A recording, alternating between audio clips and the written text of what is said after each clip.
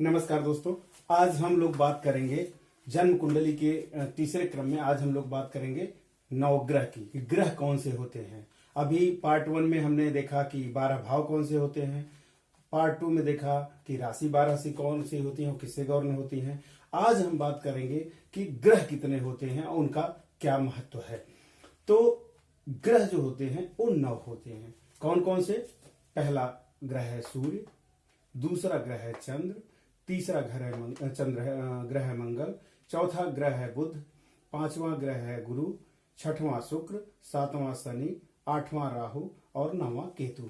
यही 9 ग्रह हैं जिससे आपकी पूरी कुंडली गवर्न होती है। कहने का अर्थ यह है जो 12 भाव हैं 1 2 3 4 5 6 7 8 9 10 11 12 ये 12 भाव हैं। और जैसा कि मैंने पहले कुंडली में बताया है आपको पहले की वीडियो में कि ये 12 भाव बिल्कुल स्थित होते हैं, स्थिर होते हैं, इसमें कोई चेंजिंग नहीं होती। किसी की भी कुंडली होगी, यह अगर लग्न है, ये पहला भाव है तो सभी की कुंडली में पहला भाव होगा। अच्छा, अब जो दूसरा होता है क्या? राशियां। ये जो 12 राशियां हैं ये किसी न किसी ग्रह से गवर्न होती हैं। और ये जो 12 भाव हैं इनमें कोई न कोई राशि रहती है। कहने का मतलब ये 12 डिपार्टमेंट हो गए एक तरह से। जो भी जातक पैदा होता है उसको यह 12 राशियां ही गवर्न करती हैं और 12 भाव में इनको गवर्न करती हैं। तो अब हमने एग्जाम्पल के लिए कुंडली लिया है। यह है आपका कन्या लग्न की कुंडली है। कन्या, यहां लिखा है 6 का मतलब क्या हो गया? कन्या। जो हम आप लोगों को पहले बता ही चुके हैं कि ये जो सीरियल नंबर है, यही जहां ये नंबर लिखे होंगे, जहां 6 लिखा है इसका मतलब ये कन्या राशि है और इसके स्वामी है बुध। इसका मतलब यह 6 नंबर लिखा है तो ये कन्या लग्न की कुंडली है और इसके स्वामी हो गए बुध। कहने का मतलब ये जो भी जिस भी जातक की कुंडली है उसके स्वामी कौन हो गए? बुध हो गए। तो कहने का मतलब इस कुंडली के मालिक एक तरह से आप बोल सकते हो। जैसे आप बात करो, अगर संसद भवन की बात करो तो ये हो गए प्रधानमंत्री, और ये बाकी आपके कोई फाइनेंस मिनिस्टर होगा, कोई आपका स्वास्थ्य मंत्री होगा, कोई मंत्री होगा। तो इस तरह से मंत्रालय सबके बटे हुए हैं। तो इसके जो प्रधानमंत्री हो गए वो कौन हो गए? बुध। तो अब इस कुंडली के हिसाब से इस जैसे उसका रूप रंग स्वभाव जो भी होगा कौन देगा? उसको बुध देंगे, बुध देखेंगे।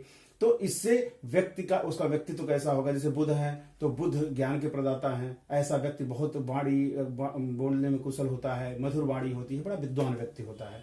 तो कहने का अर्थ यह है कि हम जो है ग्रहों का क्या प्रभाव होगा राशियों पर ये देखेंगे। तो हम इस कुंडली को लेते हैं। कुंडली तो केवल आपको देखने के लिए कि कैसे हम बांट रहे हैं इनको। अब यह 6 नंबर की राशि यहाँ इसको गौर कर रही है, दूसरे भाव को 7 नंबर की, तीसरे नंबर को 8 नंबर की, चौथे भाव को 9 नंबर की और 5वें भाव को 10 नंबर की। इस तरह से सारी राशियां। कहने का मतलब अब यहाँ 6 से शुरू हुआ, यहाँ 12 हो गया, फिर यहाँ 1 2 3 4। अगर यहाँ से आप चले तो 1 2 3 4 5 6 7 8 9 10 11 12। तो ये 12 राशियां हो गई, 12 घर हो गए जिनको गवर्न कर रहे हैं। अच्छा, अब मैंने जैसे बताया कि जो ये राशियां हैं, ग्रह राशियां 12 हैं और ग्रह हमारे 9 हैं।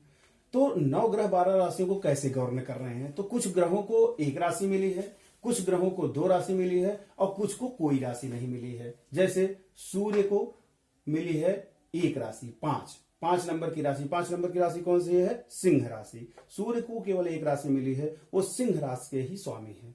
दूसरे नंबर पे चंद्र है, इनको मिली है 1 राशि, चौथे नंबर की। चौथा नंबर की राशि जो है कर्क है, तो इनको 1 मिली हुई है। मंगल है, इनको 2 मिली है, 1 और 8। 1 मतलब मेष और 8 का मतलब वृश्चिक, 2 राशियां मिली हुई हैं। उसके बाद आ गए आपके बुध, इनको भी 2 राशि मिली हुई, 3 और 6। 3 मतलब हो गया मिथुन और 6 का मतलब हो गया कन्या। उसके बाद गुरु है, गुरु को 2 राशि मिली है, 9 और 12। 9 नंबर धनु राशि हो गई और 12 नंबर मीन। ये 2 राशियों के मालिक ये हैं, गवर्न ये करते हैं। शुक्र को जो मिली है 2 और 7, 2 राशियां। 2 नंबर पे है आपकी वृषभ और 7 नंबर पे है आपकी तुला। तो ये 2 राशियों के मालिक शुक्र है। कहने का मतलब ये जहां भी 2 या 7 लिखा होगा, जहां भी, जैसे ये 2 लिखा है और ये 7 लिखा है, कहने का मतलब यहां ये जो आपका धर्म का स्थान है, पिता का स्थान है, यह और यह जो दूसरा धन का स्थान है, ये दोनों किससे गवर्न हो रहा है? शुक्र से। कहने का मतलब अगर हमें धन मिलेगा तो कहां से मिलेगा, किसकी कृपा से मिलेगा? इसमें शुक्र का बहुत ज्यादा योगदान रहेगा। ठीक, तो ऐसे इन राशियों का ये फायदा है। शनि है, शनि भगवान को 2 राशि मिली है, 10 और 11। 10 मकर राशि और 11 कुंभ राशि, 2 राशियों के स्वामी ये हैं। अब राहु और केतु, आप जैसे कि जानते ही हैं कि ये दोनों जो है राक्षसी ग्रह हैं, छाया ग्रह हैं, तो इनको कोई घर नहीं मिला हुआ है, लेकिन ये बहुत प्रभाव डालते हैं कुंडली में। ये जहां भी कुंडली में रहते हैं इनका बहुत ही प्रभाव पड़ता है। ये क्या करते हैं, अगर अच्छा प्रभाव है, अच्छा ग्रह है तो उसके प्रभाव को बढ़ा देते हैं और अच्छा कर देते हैं, और अगर बुरा ग्रह है, बुरा प्रभाव है तो उसको और बढ़ा देते हैं। और कई जगह इनका खुद का भी बहुत प्रभाव होता है। कई बार आगे आपको बताएंगे कि कैसे इनका कई बार ये पूरी कुंडली को घेर लेते हैं। तो कई सारे ऐसे योग बनते हैं जो कि अच्छे होते हैं और बहुत सारे होते हैं जो कि बुरे होते हैं। तो ये 9 ग्रह हैं, ये राशियां इनको मिली हुई है, ये इनको ऐसे चलाते हैं। अच्छा, अभी जो 9 ग्रह हैं, अब मान लीजिए 6 नंबर बुध है। बुध आप सोच रहे हैं बहुत बुद्धिमान बनेगा, लेकिन कई कुंडली ऐसी होगी जिसमें बुध यहाँ बैठे हैं लेकिन बच्चा बोल नहीं पा रहा है, उसके अंदर सौम्यता नहीं है, उसके अंदर व्यक्तित्व अच्छा उसका नहीं हो रहा है। तो आप कहेंगे कि हाँ बुध तो बैठे हैं लेकिन व्यक्तित्व क्यों नहीं अच्छा है। तो 2 चीज होती है, एक तो बुध को लग्न मिल गया, अब इसके बाद वो कहाँ बैठे हैं। जैसे कि हम पहले बता चुके हैं कि 6, 8 और 12 घर खराब होते हैं। अगर यहाँ जो भी ग्रह बैठेगा वो अच्छा फल नहीं देगा। मान लीजिए बुध यहाँ कहीं बैठे हैं तो उतना अच्छा फल नहीं दे पाएंगे, या इनकी डिग्री कम है। अब ये डिग्री क्या है आपको ये भी बता देते हैं कि जो जितने जो ग्रह हैं इनकी डिग्री होती है या अंश होता है। आप आज की भाषा में समझे तो शक्ति, पावर कितने, जैसे मोटर होता है ना कि 6 हॉर्स पावर का है, 8 हॉर्स पावर का है, कितनी उसमें ताकत है। तो ताकत जो है जो मिलती है ग्रहों के उनकी स्थिति से मिलती है, उनकी स्थिति के हिसाब से मिलती है। इसी को अंश बोलते हैं, इसी को बल भी बोलते हैं, इसी को डिग्री भी बोलते हैं। तो जिस ग्रह की डिग्री ज्यादा होगी, अब वो हम आपको बता देते हैं किस डिग्री से किस डिग्री तक कम होती है, किस डिग्री से किस डिग्री तक ज्यादा होती है। कहने का मतलब डिग्री या पावर के हिसाब से ग्रह प्रभावी ज्यादा होता है। जैसे बुध यहाँ बैठा, अगर इसको पास पावर ज्यादा है तो ये अपने हिसाब से जातकों को बनाएगा। अगर इसका पावर कम है या गलत जगह बैठा है तो इसका प्रभाव कम होगा। तो अब अंश और डिग्री क्या है, अगर कुंडली में जहां भी आप देखेंगे कुंडली जो भी आपको बन के मिलेगी उसमें डिग्री लिखा होगा कि गुरु कितने डिग्री पे है, जिस समय बच्चा पैदा हुआ है गुरु कितने डिग्री पे थे, शुक्र कितने डिग्री पे थे, शनि किस डिग्री, मतलब ये जो 9 ग्रह हैं कितने डिग्री पे थे। तो ये जैसे 0 लिखा है इसके ऊपर ये बिंदी टाइप का है तो इसको अंश बोलते हैं, डिग्री बोलते हैं। तो अगर 0 से लेके 6 डिग्री तक, 0 से 6 डिग्री तक है तो इसका मतलब वह ग्रह बाल अवस्था में है। इसका मतलब जितना उसमें बल होता है उसका केवल 25% के आसपास, 20 से 25% ही वो शक्ति उसके अंदर रहती है, मतलब बहुत कम ताकत रहती है, वह ग्रह प्रभावी नहीं होता है। अगर 6 से 12 डिग्री होगी तो उसका वो कुमार अवस्था बोलते हैं, उसको 50 जो भी शक्ति होगी 50% उसका यूज कर सकता है, 50% ही प्रभावी वो रहेगा। सबसे अच्छी स्थिति होती है 12 डिग्री से 18 डिग्री। अगर यही बुध 12 डिग्री से 18 डिग्री के बीच में, तो इसका मतलब जो ये चाहेगा वही होगा।